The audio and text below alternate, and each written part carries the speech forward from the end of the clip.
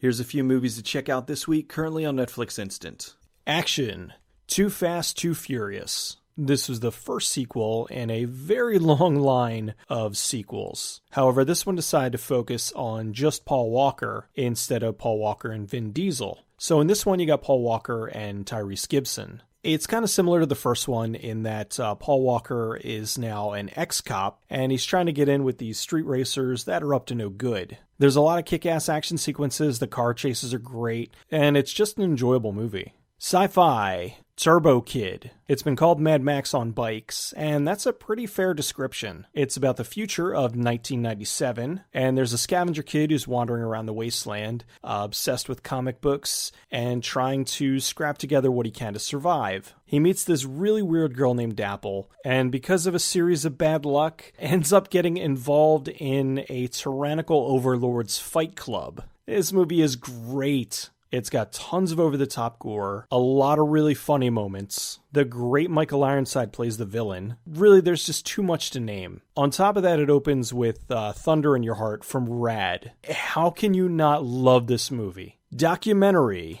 Electric Boogaloo, the wild, untold story of Cannon Films. A somewhat cynical look at Cannon Films, primarily the producers Golan Globus. They're responsible for some amazing cinematic treasures from the 80s. Invasion USA, Ninja 3 The Domination, Life Force, Breakin', and of course Breakin' 2 Electric Boogaloo, which is where they took the name from. It's got tons of interviews with people that have worked with them, writers, directors, actors. Some of them speak very highly of them, and others flat out trash them. It's really good, it's very entertaining, but there are parts that did feel a little agenda-driven, like they weren't being particularly impartial to them, they were intentionally drumming up negativity. There was one of the actresses from America 3000 that decided to burn her VHS copy of America 3000 to show her disgust at the film. And I'm not going to say that they didn't have some shady practices, but there was an overwhelming amount of enthusiasm for the product that they were making. A kind of enjoyment and a love of cinema that we just don't get anymore. You can look at a lot of Cannon Films,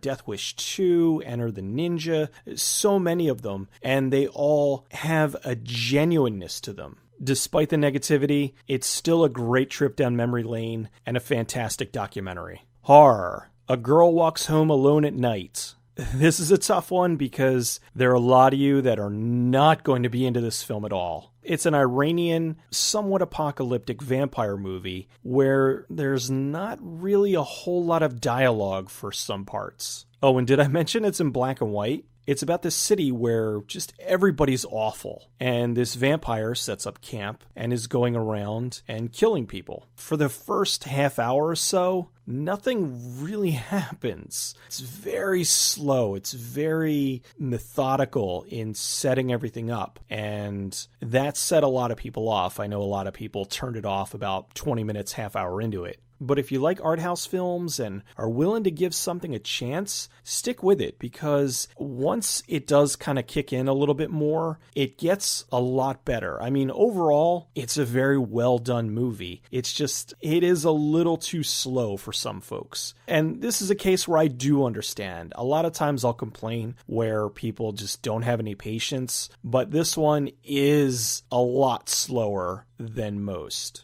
That's all I got for this week. I'll see you next time.